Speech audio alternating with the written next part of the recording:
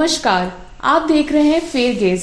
मैं हूं भावना शर्मा और आज हम बहुत ही गौरवान्वित महसूस कर रहे हैं क्योंकि हम मौजूद हैं पंडित रामकिशन जी के साथ, जो कि 12 साल जिला प्रमुख रहे हैं और 4 बार विधायक और 1 बार सांसद रह चुके हैं। और यही नहीं, वो आज देश के लिए निरंतर कार्य करते जा रहे हैं और हम सभी युवाओं को भी प्रेरित कर रहे हैं। नमस्कार सर, आपका स्वागत है। धन्यवाद। सर, मैं आपसे जानना चाहती हूँ कि आपकी जो यात्रा है वो काफ़ी पुरानी है, मतलब हम लोग, हमारे मम्मी पापा उनसे भी पहले की है। तो आपने क्या क्या किया, कैसे आप पॉलिटिक्स में आए और कैसे सोशलिस्ट पार्टी के मेंबर बने, प्लीज़ हम जानना चाहते हैं। देखिए, हम लोग जब विद्यार्थी थे उस समय ना तो कॉलेज थे ना स्कूल थे, कहीं कहीं कोई स्कूल हुआ करते थे। तो सबसे पहले सन 42 के आंदोलन जब हुआ, आंदोलन के समर्थन में एक जुलूस निकला था। उज्जैन एक कस्बा है भरतपुर जिले में, जहाँ मैं पढ़ता था, मिडिल स्कूल था। सबसे पहले हमारी शुरुआत हुई उस जुलूस में शामिल होने की। ना तो हम उस समय आज़ादी का मतलब समझते थे, ना हम ये समझते थे कि आगे क्या होगा। केवल भावनात्मक ढंग से जुलूस था, उसमें हम कुछ विद्यार्थी शामिल हुए थे। उसके बाद भरतपुर पढ़ने आ गए। भरतपुर पढ़ने के बाद, भरतपुर उस समय हाई स्कूल था, तो उस समय कस्तूरबाई का निधन हो गया था, महात्मा गांधी की पत्नी का। तो उस समय कांग्रेस के जो नेता थे मास्टर आतेन जी, वो कुछ कूपन हमको दिए कि भाई कुछ पैसा इकट्ठा करो। हम इकट्ठा करने के लिए कोशिश की। इस तरह से थोड़ा थोड़ा ज्ञान के आधार पर नहीं, केवल भावना के आधार पर थोड़ा थोड़ा हम लोग राजनीति में प्रवेश कर गए। इसके बाद एक और घटना ये हुई कि हमारे साथ ही कुछ लड़का यूपी के भरतपुर में पढ़ते थे। उनके बाबा जब कभी कभी उनसे मिलने आते थे तो गांधी जी की बात, जवाहरलाल जी की बात, सुभाष चंद्र बोस की बात, डॉक्टर लोहिया की बात, ऐसी बात सुनाया करते थे। उससे थोड़ा हमें राजनीति में और दिलचस्पी हुई। और दिलचस्पी होने के बाद 16-17 साल की उम्र में ही हम लोग, उस समय प्रजामंडल था, कांग्रेस नहीं थी, रियासतों में प्रजामंडल था, तो प्रजामंडल की मीटिंग में जाना, उनकी सभा सुनना, यहाँ से राजनीति शुरू होती है। इसके बाद एक बड़ी घटना ये हुई कि मेरी उस समय जल्दी शादी हो जाती थी, तो मेरी शादी तारीख तय हो गई। हम तो गांव के आदमी थे, बहुत सामान्य परिवार से थे, तो हमारे लिए तो शादी बहुत महत्वपूर्ण बात थी। लेकिन वो जो उनके यूपी के लड़के मेरे साथ पढ़ते थे, वो प्रकाश वगैरह, उनके बाबा ने अचानक एक बात कह दी कि गुलाम हिंदुस्तान में शादी नहीं करनी चाहिए। अच्छा। अब ज्यादा हम अर्थ भी नहीं समझे। मेरी शादी तारीख तय हो गई थी और मैंने घर वालों से कह दिया था मैं सीधा आ जाऊंगा। लेकिन उनके भावना में मैं बह गया, मैं शादी छोड़ के भी चला गया। मेरे साथ एक ओम प्रकाश भी चले गए। ओम प्रकाश के बाद वो एक शादी में शामिल हुए। अब हमारे साथ दिक्कत खड़ी हो गई कि हम करें क्या। डर की वजह से घर जा नहीं सकते, हमारे पास कोई हुनर था नहीं। हमने कानपुर में कोशिश की कोई हमें मजदूरी मिल जाए, हमें नहीं मिली। तो मेरा एक साथी अछरेरे गांव का रहने वाला था, उसकी बम्बई में दुकान थी। तो हमने कही चलो यहाँ की बजाय अहमदाबाद में रोजगार मिलता है। हम अहमदाबाद गए, वहाँ भी हमें कुछ नहीं मिला। फिर बम्बई चले गए और बम्बई जाके जब हम उस दुकान पे पहुंचे, जो उन्होंने एड्रेस दे रखा था, उनमें पता लगा कि वो तो हम यहाँ से वापस अपने गांव चले गए। अब हमारी समस्या थी, हमारे पास कोई पैसा था नहीं। उस समय विक्टोरिया चलती थी बम्बई में। अच्छा। तो हमने सेंट्रल से विक्टोरिया ली और उनकी दुकान तक पहुंच गए। तो हमने वहाँ झूठ बोला कि भाई हमारे पास चाबी है नहीं। हरि बाबू ने कही आ जाना। तो हमने कहा क्या बात है, दिक्कत क्या है कि यार उसको पैसा दे दो। उसने पैसा दे दिया और उस दुकान पे हमको बैठा लिया। और उन्होंने फिर हरि बाबू से बात की। उस समय वैसे टेलीफोन थे। बात की तो उनका हाँ मेरे दोस्त हैं और ये आए तो उनको ढंग से रखना। 2-3 दिन उनके पास रहे। फिर सवाल ये करें क्या, घर जा नहीं सकते, स्थिति थी क्या करें। तो उनने फिर हमें एक होटल पे नौकरी लगवा दी। और नौकरी भी क्या, कचौड़ी बनती थी वहाँ। अच्छा। घाट के ऊपर स्टेशन पर कचौड़ी, और उसमें कचौड़ी बनाओ, 2-4 कचौड़ी खाओ, जमीन में सो जाओ। इस तरह के हमारा जीवन बीता। फिर 4-6 महीना बाद कुर्ला में एक जगह थी, उनने हमें कुर्ला में रखवा दिया। कुर्ला में नौकरी करते करते जो मेरा दूसरा साथी था ओम प्रकाश, उसने कही मैं तो घर जाऊंगा। अब मेरे सामने समस्या हुई कि ये घर चले जाएंगे तो होगा क्या। तो वो जिद करके वो घर आ गए। उन्होंने हमारे घर वालों को सूचना दे दी कि वो बम्बई में हैं और उस जगह काम करते। तो मेरे एक भाई के मित्र थे तुलसीराम पिंगोरा के, वो बम्बई गए और दुकान पर सीधे पहुंचे और उनके साथ में लौट के भरतपुर आ गया। जब भरतपुर आया तो एक पिंगोरा स्टेशन पड़ता है, वहां हम उतरे। और उसी मीटिंग, उसी स्टेशन पर मास्टर आतेन जी, जो उस समय कांग्रेस के नेता थे, वो मिल गए। उनने बहुत दिन बाद उन्हें बड़ा ताज्जुब हुआ, कहाँ चले गए, कैसे चले गए। खैर उसकी वजह से फिर मैं घर आ गया, लेकिन घर डर की वजह से 2-4 दिन निकला भी नहीं। तरह तरह की चर्चा, कोई कहता है लड़की पसंद नहीं थी, ना पसंद का तो कोई सवाल नहीं था, उन्होंने ऐसी चर्चा भी नहीं थी। खैर ये हुआ। उसके बाद मैं निरंतर प्रजा परिषद में जुड़ गया। जुड़ने से मतलब उस समय आंदोलन चलते थे, सदस्यता भर्ती होती थी, कमेटी बनती थी, सभाएं होती थी, उसमें हिस्सा लेता थे। लेकिन जब मैं बम्बई में था तो सोशलिस्ट आंदोलन के नेता जेल से छूट चुके थे और कुर्ला में उनकी सभा हुआ करती थी। तो हम दुकान पे से उनकी सभाओं को सुनते रहते थे।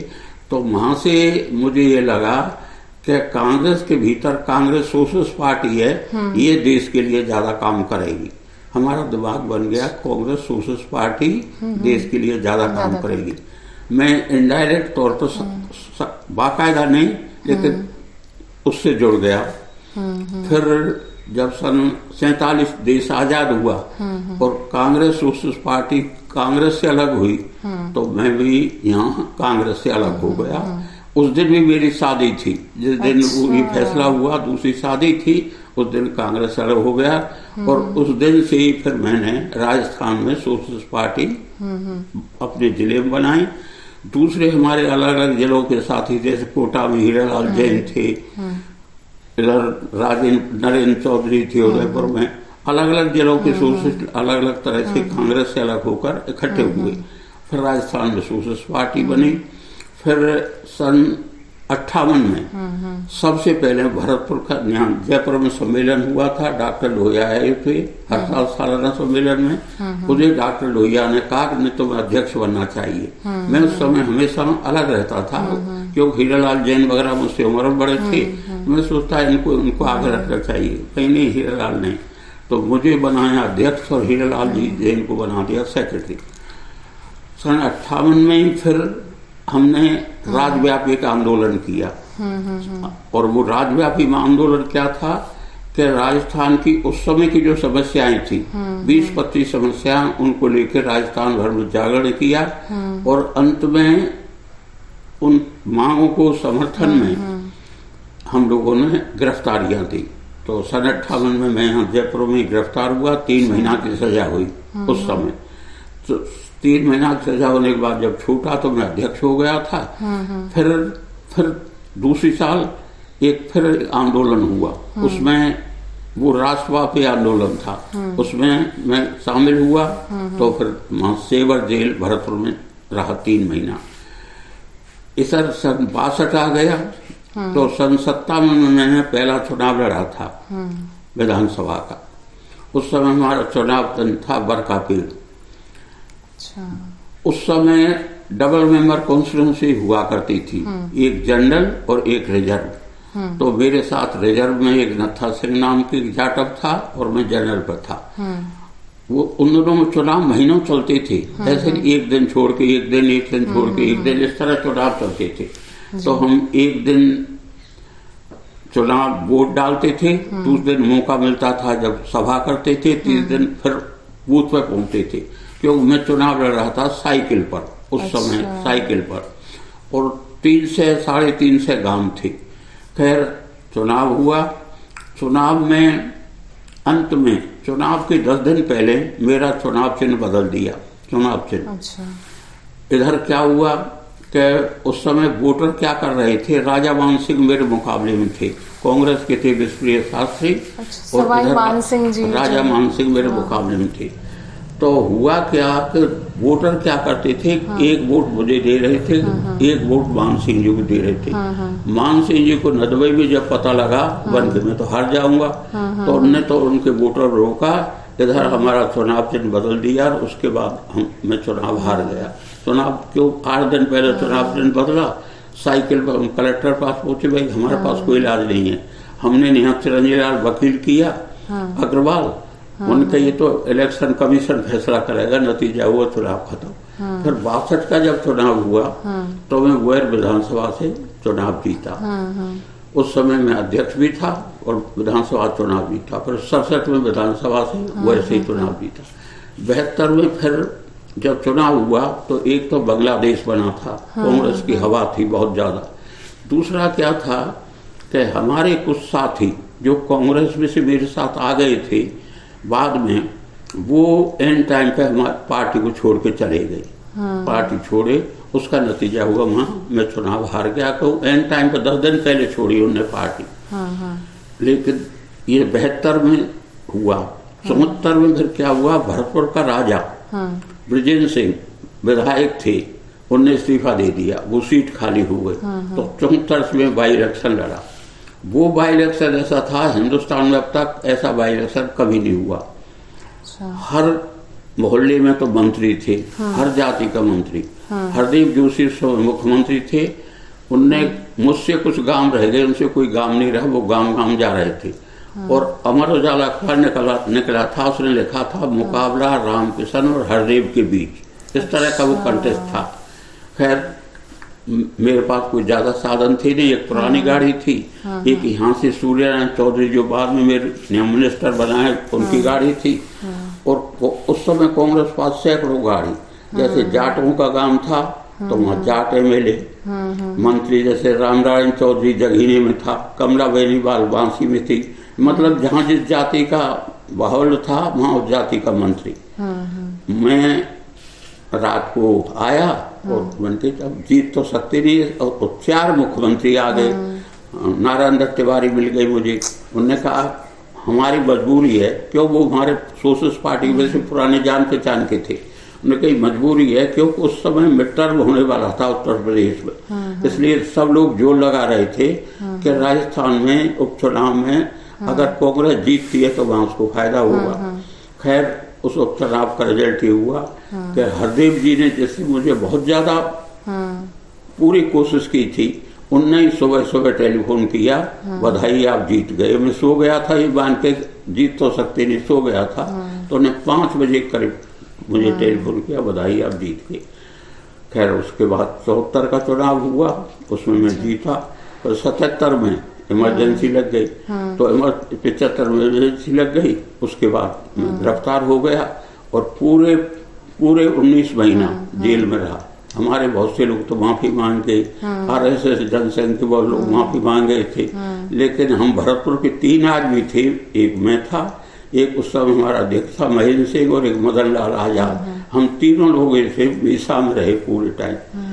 मीसा से छूटे बाद लोकसभा को चुनाव हुआ, लोकसभा में जीत गए, लेकिन लोकसभा नहीं चली, थोड़े दिन बाद वो भंग हो गए। फिर उसके बाद दूसरी बार जब चुनाव हुआ, फिर हमारा जनता दल बन गया, तो जनता दल की तरफ से फिर मैं राजा बच्चू सिंह के लड़के अरुण सिंह थे, उनके मुकाबले में फिर जीत गया। तो 4 विधानसभा तो हुई। इस तरह पूरी लोकसभा और 12 साल में रहा हूँ जिला प्रमुख। और जिला प्रमुख भी जैसे आजकल तो करोड़ों खर्च होते, मेरा कभी एक ढेला भी खर्च नहीं। इन चुनावों की बात विशेष ये है कि मैंने अपने घर से, मेरे पास ना तो पैसा था ना मैंने कोई एक पैसा खर्च किया। जनता ही जमानत के पैसा इकट्ठा करती थी, जनता ही प्रचार करती थी। खाने पीने का हमारा कोई इलाज ही नहीं था, आजकल खाना खिलाते, ऐसा तो कोई कार्यक्रम था ही। तो इस तरह से ये सारा राजनीतिक वातावरण है। फिर अध्यक्ष रहा, राष्ट्रीय कम्युनिस्ट का मेंबर रहा, पार्टी के विभिन्न संगठनों में रहा, राष्ट्रीय स्तर पर सब जगह रहा। ये है राजनीति जिस पर मैंने शुरुआत की थी। जी। और मैं आपसे आगे ये भी जानना चाहती हूँ कि जैसे जब आपके बारे में मैं पढ़ रही थी तो मैंने जाना कि आपने पर्यावरण सुरक्षा के लिए भी काम किया है। आपने काला पहाड़ बचाने के लिए आप हमने ये एक अपने आप में एक मिसाल है। मैंने हमारे भरतपुर जिले में 3 नदियां थी, बाणगंगा, गंभीर और उपरेल। उन तीनों नदियों का पानी आता था, वो नदियां खत्म हो गई। तो हमारे जिले में बाढ़ आती थी, लेकिन स्थिति ये आ गई कि बाढ़ की बजाय में पीने के पानी की भी समस्या खड़ी हो गई। तो सबसे पहले मैंने 2007 में ये सोचा कि भाई भरतपुर में पानी की व्यवस्था कैसे की जाए। तो चंबल का बंद बना हुआ है कोटा में। कोटा में जब बंद भर जाता है, कोटा बैराज, तो उस पानी को समुद्र में छोड़ देते हैं और वो समुद्र में छोड़ने के बाद निकल जाता है। तो मैंने सबसे पहले, उस समय वसुंधरा जी मुख्यमंत्री थी, गुर्जरों का आंदोलन चल रहा था, सर्वदलीय मीटिंग में आया। तो मैंने वसुंधरा जी से ये चर्चा की कि हमारे जिले के लिए पानी चाहिए। तो चर्चा ये हुई, इंजीनियरों का पानी कहाँ है, हम पानी कहाँ से देंगे। तो मैंने कही हम कहीं बाहर का पानी नहीं मांग रहे हैं, हम तो कोटा बैराज के को जब आप खाली करते हो और वो पानी समुद्र में जाता है, उसे गंभीर नदी में डाल दो। तो 2007 से मैंने सबसे पहले पानी का आंदोलन शुरू किया। उस आंदोलन का 1 साल तक उस पर विचार होता रहा, पानी दें नहीं दें, पानी दें नहीं दें। फिर 1 साल के बाद, करीब 1 साल बाद सरकार के लोगों ने कहा कि हम आपको वो पानी तो नहीं दे सकते, पर हम आपको पानी दे देंगे। तो हमें तो पानी की जरूरत है, हमें पानी के नाम की क्या जरूरत है, कौन सा पानी आप देंगे। तो फिर ERCP जो योजना बनी, उसमें हमारे भरतपुर जिले को शामिल कर लिया। अब बहुत से लोग कहते हैं मैंने बनाई है ERCP, मैंने नहीं बनाई है, मैं इस तरह की प्रशंसा कर वो भी नहीं। असल बात क्या हुई, हाँ मैं ये जरूर सोचता हूँ कि अगर ये योजना पहले से ही थी तो साल भर हमारी योजनाओं पर अलग से विचार क्यों किया। मुझे ऐसा लगता है कि जब हमने नदी जोड़ने की बात सोची तो फिर सरकार ने भी नदी बात सोची होगी। और ये भी हो सकता है कि इन्हें सोची भी हो तो उस समय भरतपुर शामिल नहीं हुआ, क्योंकि हमारी योजना पर साल भर अलग काम किया था, इसलिए ये योजना बनी। अब ये योजना बनने के वक्त हम लगातार इस योजना को बनाओ पूरा करो, बनाओ पूरा करो, यहाँ से लेकर कोटा बूंदी तक हमारे लोग गए, मैं भी गया, मीटिंग करते रहे, सब कुछ हुआ। इसमें फिर विशेष बात क्या हुई कि गहलोत साहब जब मुख्यमंत्री बने तो मैं, मुलायम सिंह जी की तबीयत खराब थी, तो मैं मुलायम सिंह से मिलने गया था। यही वक्त होगा, निकल के आया तो एकदम गहलोत साहब का टेलीफोन आया। हालांकि गहलोत साहब मेरे साथ विधानसभा में नहीं रहे थे, पर परिचय था। इनका टेलीफोन आया, उसी दिन इनका ये तय हुआ था कि मुख्यमंत्री बन गए। तो मैंने कही बधाई है, आप मुख्यमंत्री बन गए। अरे मैं हैं कहाँ, मैं जयपुर यहाँ दिल्ली में, मैं भी दिल्ली में हूँ। तो मैं गहलोत साहब से मिला। गहलोत साहब ने कहा क्या करना चाहिए। मैंने उनसे कहा कि आप छोटा बंद मत करना, तुम्हारी कुछ योजनाओं को पुरानी सरकार ने अगर रोक दिया है तो एक योजना ही बन रही है ERCP की, इसे आप मत रोकना। तो गहलोत साहब ने माई से दिल्ली से, जब तक वो शपथ नहीं ली थी, दिल्ली से टेलीफोन किया अपने सेक्रेटरी को, मैं आ रहा हूँ और इस योजना के बारे में मुझे बताना। मैं उनको धन्यवाद देता हूँ। उसी दिन से उस योजना को उनने पकड़ लिया और उन्होंने जब केंद्र सरकार ने ये भी लिखा कि इस योजना को बंद करो, बाधा भी डाली, लेकिन गहलोत साहब ने कहा कुछ भी हो जाए मैं अपने साधनों से योजना को पूरा करूंगा। तो आज वसुंधरा जी को भी धन्यवाद देना चाहता हूँ, 13 की योजना बनाई। गहलोत साहब को इसलिए धन्यवाद देना चाहता हूँ, विरोध के बावजूद उस योजना को चालू रखा। और वर्तमान मुख्यमंत्री को इसलिए धन्यवाद देता हूँ, उनने तत्काल इस योजना की स्वीकृति, जो मध्य प्रदेश से स्वीकृति लेनी थी वो ले ली। एक मुद्दा तो है योजना का। दूसरा, पर्यावरण के हिसाब से मैंने भरतपुर में पॉलिथीन प्लास्टिक इसकी यूज बंद करने की भी आंदोलन चला रखा है, लेकिन वो अभी गति नहीं पकड़ पा रहा है जैसे पकड़ने चाहिए, गति नहीं पकड़ पा रहा है। इधर काले पहाड़ की स्थिति है कि ये काले पहाड़ को महुआ के आसपास के लोग, हमारे आसपास के लोग गोवर्धन का भाई मानते हैं। कोई कहता है उनका भाई है, कुछ कहते हैं तो उसकी बड़ी पूजा है, निष्ठा है। लेकिन यहाँ हो रहा है खनन, और खनन का नतीजा है जो गांव वाले वो परेशान के मकान टूट रहे हैं, वो हो रहे हैं। तो पुराना खनन हुआ, अब ये 13 लीज ने फिर दे दी। तो जो गांव वालों ने आंदोलन चलाया उसमें मुझे बुलाया उन्होंने, हमने उसमें सहयोग दिया। और उस आंदोलन का फैसला ये हुआ था कि युद्ध पे काम चालू हो गया है वो तो फिलहाल हम बंद करेंगे नहीं, पर 4 जो परियोजनाएं पेंडिंग थी उनको हम कैंसिल कर देंगे। इनने वायदा निभाया लेकिन वो वायदा कोई पूरा नहीं कर रहे हैं, कैंसिल की नहीं है, दोबारा काम चालू हो गया। तो हमने तो उसके गांव वालों के समर्थन में जब उन्हें बुलाया है, जब मैंने शुरू गांव वालों ने किया है, मैंने नहीं किया है, वो हम तो लोग सहयोग कर रहे हैं। तो अब स्थिति है कि इसमें सब विशेषता क्या है कि जैसे पानी का आंदोलन चलाया, उस समय ना तो मैं कोई पद पे था ना मेरी कोई सरकार थी, क्योंकि हम तो सोशलिस्ट पार्टी में थे, उत्तर प्रदेश में हमारी सरकार थी। तो बिना पद के और बिना सरकार के 2007 से और अब तक हम इस आंदोलन को चलाते रहे, और उसकी सफलता ये है कि चाहे मेरी वजह से नहीं सही, सरकार की वजह से सही, पर हम अपने भरतपुर जिले को पानी की समस्या पर समाधान करा पाए। इसी तरह जमुना के पानी का समझौता था बहुत पुराना, वो समझौता पेंडिंग पड़ा था, उसके लिए हमने कोशिश की तो उस जमुना का पानी भी शुरू हो गया। इसके लिए वसुंधरा जी ने हमारा बहुत सहयोग किया था। हालांकि राजनीतिक तौर पे वो बीजेपी में, मैं हमने बिल्कुल दूसरी धारा का आदमी, हमारा कोई संबंध नहीं था, पर वसुंधरा जी ने इस मामले में भी सहयोग किया है, दोनों मामले में। उनके लिए बहुत बहुत धन्यवाद जी। आपने सच में बहुत ही प्रेरणापूर्ण आपका सफ़र रहा है, और मतलब इससे इतना कुछ हमें सीखने को मिल रहा है। मैं अपने दर्शकों को बताना चाहती हूँ कि जो सर ERCP प्रोजेक्ट की बात कर रहे हैं उसका पूरा नाम है ईस्टर्न राजस्थान कैनाल प्रोजेक्ट, जिसके तहत राजस्थान में 21 डिस्ट्रिक्ट्स को हेल्प मिला, सपोर्ट मिला, और आज वहाँ पे पानी की, जल की जो समस्या है उसका निर्धारण हो पाया।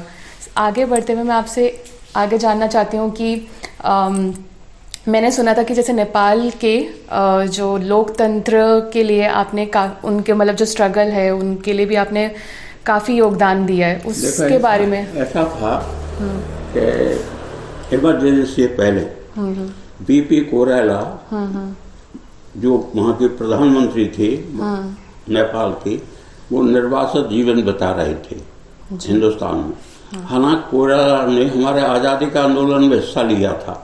नेपाली कांग्रेस के साथ जब हमारा 42 का आंदोलन हुआ था तो कोइराला ने उसमें भी हिस्सा लिया था। तो मेरा सीधा परिचय तो नहीं था कोइराला साहब से, पर नाम एक दूसरे को सुन रखा था। तो वो दिल्ली आए, और दिल्ली आने के बाद हमारे सोशलिस्ट पार्टी के जो सुरेंद्र मोहन थे उनसे वो मिले, और उन्होंने कहा कि मैं राजस्थान में कुछ देर रहना चाहता हूँ। तो सुरेंद्र मोहन जी ने मुझे टेलीफोन किया कि कोइराला साहब आ रहे हैं, उनको स्वागत है। तो उन्हें आए, मेरे पास ठहरे, उनने कुछ आर्थिक मदद की कही, तो मेरे पास तो कुछ था नहीं, पर एक फूलचंद जैन थे कांग्रेस के MLA, उनके मार्फत में हरदेव जी से बात कराई। हरदेव जी ने मदद की, हम लोगों ने कुछ मदद की, तो कई दिन वो मेरे पास यहाँ रहे, फिर भरतपुर गए। तो हमारा डॉक्टर लोहिया के आधार पर कोई भी ऐसा आंदोलन नहीं था जिसका हम लोगों ने समर्थन नहीं किया, वो विश्वव्यापी आंदोलन हो, नेपाल का हो। हमारी इतनी बड़ी हैसियत नहीं थी कि हमने कुछ चलाया हो।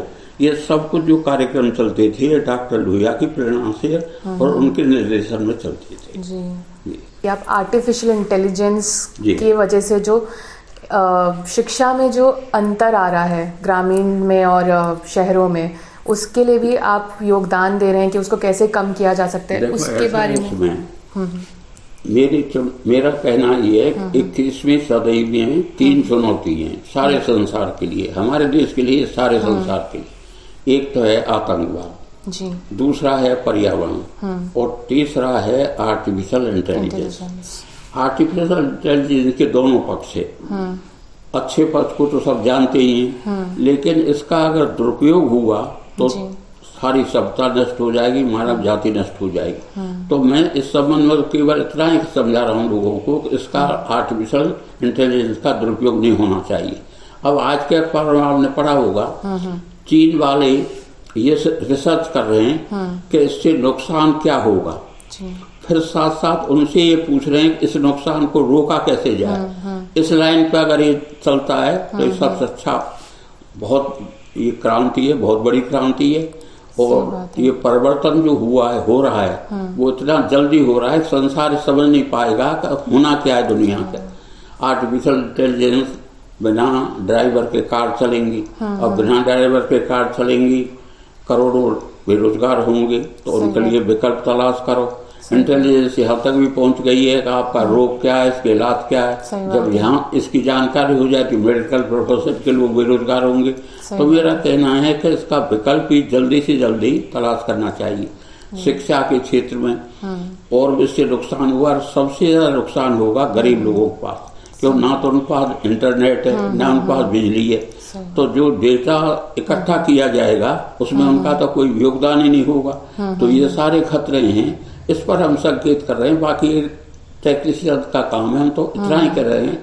इसके जो खराब नतीजे आने वाले हैं, जैसे आज एक आया अखबार में, एक कोई एक्ट्रेस का फोटो मिला दिया तो समझ नहीं पाए। तो इसका दुरुपयोग अगर इस तरह हुआ तो विनाश भी हो सकता है, और सदुपयोग हुआ तो संसार आगे भी जा सकता है। सही बात है जी।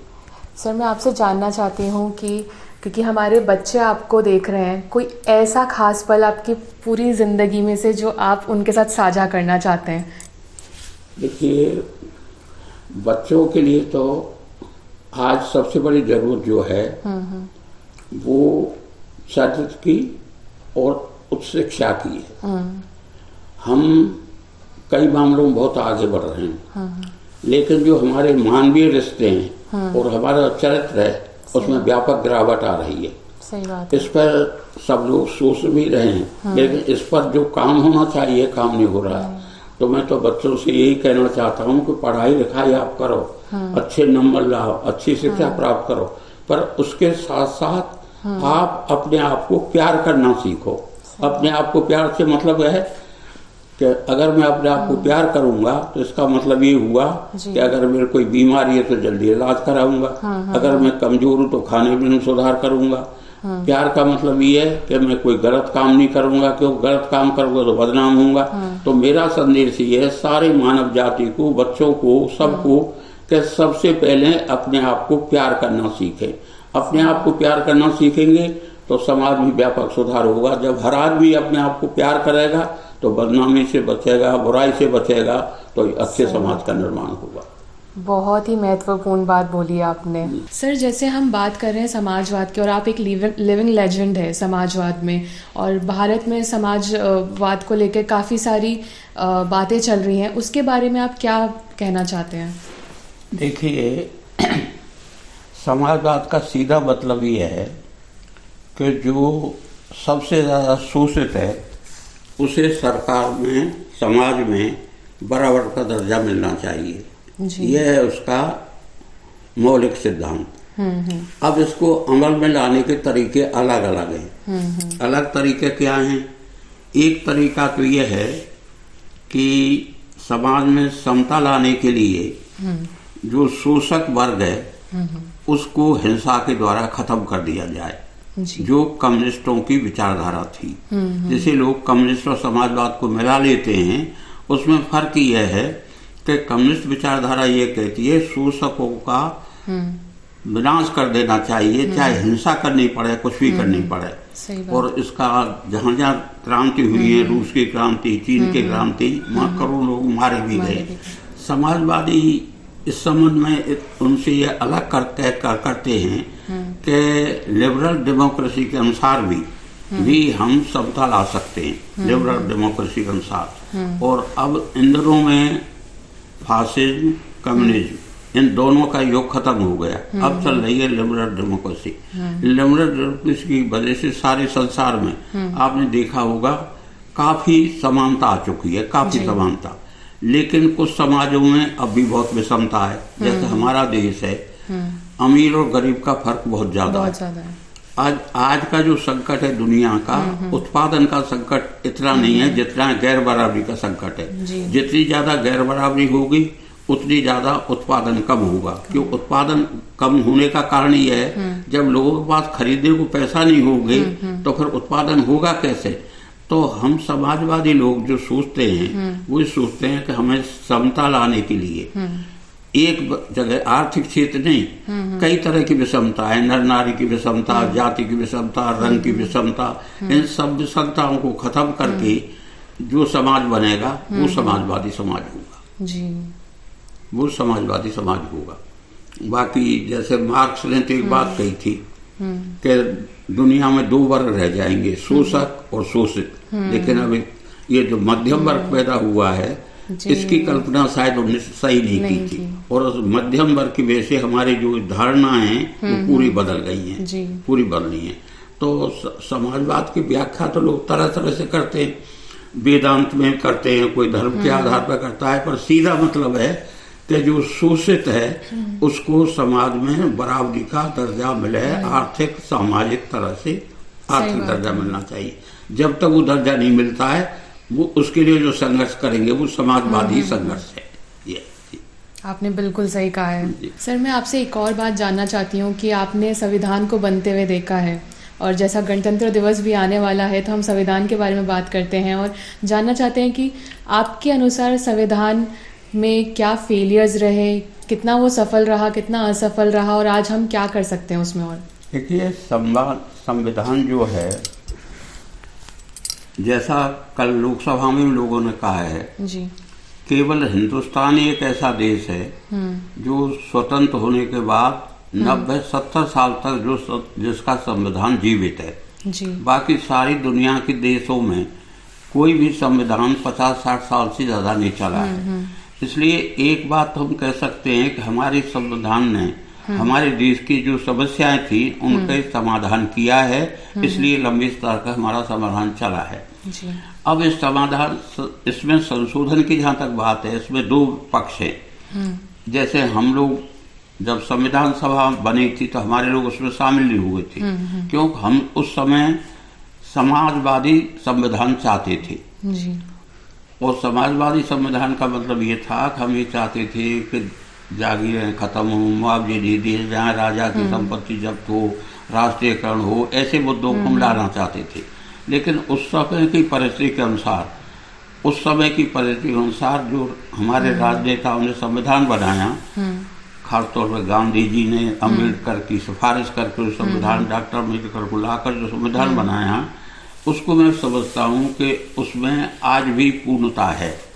अब संविधान कोई अच्छा बुरा नहीं होता है, असल होता है उसको अमल करने वाले लोग। आज इसी संविधान से हमारा देश चला है, लेकिन अब संविधान के नाम पर जो घटनाएं हो रही हैं हमारे देश में, ये बहुत चिंताजनक है। दोनों पक्ष कह रहे हैं हम संविधान की रक्षा कर रहे हैं, लेकिन आचरण हम ये कर रहे हैं, कर्म से तो कर रहे हैं हम संविधान विरोधी काम, और वचन से हम संविधान का कर रहे हैं सम्मान। ये है आज की स्थिति। तो हमारा संविधान, मैं तो समझता हूँ दुनिया के संविधानों में मुकाबले में सबसे सफल और सही संविधान है। सही बात है जी सर। और मैं ये भी जानना चाहती हूँ कि अगर हमारा संविधान इतना अच्छा है तो आज भी, जैसे अभी आपने कुछ देर पहले ही बताया था हमें कि बहुत डिफरेंस आता जा रहा है अमीरी गरीबी में, तो वो फिर ऐसे संविधान का नहीं, उसमें संविधान का दोष नहीं है। संविधान तो जात विहीन समता का समाज का संदेश देता है, इसमें तो अमल नहीं कर रहे हैं। जैसे आज गैर बराबरी, अब गैर बराबरी में हमें एक काम करने की कोशिश है बहुत ज्यादा। गैर बराबरी हमारे देश में नहीं, सारे संसार में, पर हमारे देश में गैर बराबरी अमेरिका से भी ज्यादा बढ़ गई है। तो अब हमें जरूरत यह है कि हमें जो हमारा टैक्स सिस्टम है इस पर हमें पुनर्विचार करना चाहिए। केवल इनकम टैक्स से बराबरी नहीं आएगी।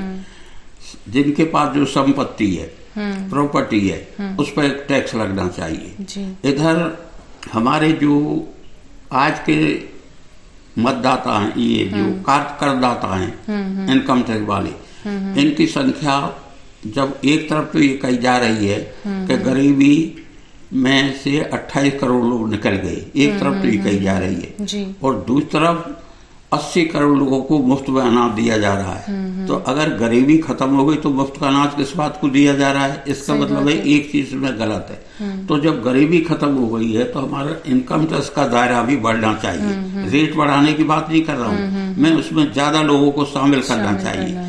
ज्यादा लोगों को हम शामिल करेंगे तो उसमें समता के लिए इसलिए सुविधा हो जाएगी, समता लाने में कि हम उस पैसे को शिक्षा में खर्च करेंगे, स्वास्थ्य पे खर्च करेंगे। जो देश ज्यादा शिक्षा और स्वास्थ्य पे खर्च करेगा वो देश जल्दी समता के नजदीक पहुंचेगा, जो देश। और इसके अलावा इसमें एक खतरा है कि मान लीजिए हम अपने देश में संपत्ति पर टैक्स लगा देते तो हमारे देश की पूंजी दूसरे देश में जा सकती है। इसलिए अंतर्राष्ट्रीय स्तर पर समझौता होना चाहिए कि सारे संसार में बड़ी प्रॉपर्टी पर एक सीमा तय हो जाए, 20 करोड़ 50 करोड़ 10 करोड़, वो अलग बात है कैसी सीमा हो, उसके ऊपर जिनके ऊपर संपत्ति है उन पर टैक्स लगे और वो टैक्स लगाने के बाद ये तय हो जाए कि ये टैक्स केवल शिक्षा, स्वास्थ्य और रिसर्च पर खर्च होगा। अगर ये काम किए जाएं तो हम विषमता को मिटा सकते हैं। बहुत खूब कहा आपने, धन्यवाद सर आपका। सच में आज आपने जो हमें अपना बहुमूल्य समय देकर हमें सच में बहुत सारी चीज़ों से अवगत कराया जिसे हम बिल्कुल नहीं जानते थे, और स्पेशली आज के बच्चे तो बिल्कुल नहीं जानते होंगे। और हमारे माता पिता से भी हमने जो शिक्षा ग्रहण करी है उसमें बहुत सारी बातें थी, लेकिन ये जो बातें आपने हमें बताई है उससे मैं पूरा यकीन है मुझे कि बच्चों को काफ़ी नॉलेज मिला होगा और ये वैल्यूज़ जो है वो आगे लेकर जाएंगे। एक चार्ज मुझे अपनी तरफ से होते हैं जी। ये जो पार्लियामेंट में कल की घटना हुई है जी। ये बहुत खतरनाक संकेत है। अब तक इस देश में कभी ऐसा नहीं हुआ। जैसे हम विधानसभा में थे, राजस्थान विधानसभा में मैं जिला प्रमुख था, सरकार ने कुछ गड़बड़ी की, हमने गवर्नर थे संपूर्णानंद, वो जब एड्रेस करने वाले आए थे और हमने उनको रोका, हमें 1.25 महीना को सस्पेंड कर दिया जी। विधानसभा से सस्पेंड कर दिया। कई बार हम विधानसभा के भीतर धरना देते थे, तो धरना तो देते थे पर हालत ये देखिए सरकारी पार्टी हमारे लिए खाने का इंतजाम करती थी। एक युग तो वो था। एक युग यह है, जैसे इससे ज्यादा बुराई क्या हो सकती है कि कुछ लोग बाबा अम्बेडकर को सम्मान प्रकट करने के बाद सदन में आना चाहते हैं और कुछ लोग रास्ता रोक रहे हैं। सरकारी पार्टी इस तरह का आचरण करती है तो ये बड़ा खतरनाक संकेत है। और इसी तरह की घटनाएं हिटलर आने से पहले जर्मनी में हुई थी। ये घटनाएं बहुत चिंताजनक है। सही बात है, बहुत चिंताजनक। ऐसा कभी नहीं हुआ आज तक। विरोध खूब होता था, पार्लियामेंट में खूब बहस होती है, हम लोग विधानसभा में खूब लड़ते थे, लेकिन ऐसा कभी नहीं हुआ। बल्कि ये होता था हमें जब सस्पेंड हो जाते तो बाहर आके वो चाय पिलावे, मजाक करते थे हमारा, करे चाय तो पी लो, चलो लड़के तो आगे चाय तो पी लो। वो इस तरह तक व्यवहार था। और आज तो एक तरह से ऐसा समझो कि कोई शत्रु हो एक दूसरे। सही बात है। ये संकेत बड़ा खतरनाक है जी। आपने बहुत ही जरूरी बात बोली है। जैसे मैं समझाता हूँ लोगों को, लोग सिनेमा की बुराई करते हैं। सही बात है। उसमें बुराई भी है, भलाई है। पर एक गाना बहुत शानदार है जिसे हर एक आदमी को याद रखना चाहिए कि ना सर झुका के चलो, ना मुंह छुपा के चलो, जियो तो हंस के मुस्करा के जियो।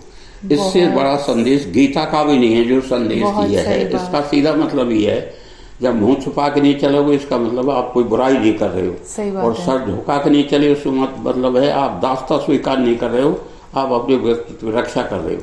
ये संदेश एक तरह का मैं मीटिंगों में देता हूँ कि सिनेमा में बुराई होंगी, लेकिन ये एक संदेश है जो गीता से भी ज्यादा प्रभावशाली है अगर उस पर हम लोग अमल करें। जी, बहुत ही महत्वपूर्ण बात बोली आपने। धन्यवाद सर, धन्यवाद आप सभी का हमारे साथ जुड़ने के लिए। और ये थे हमारे साथ माननीय पंडित रामकिशन जी, जिन्हें man of the century of socialist movement से भी नवाजा गया है।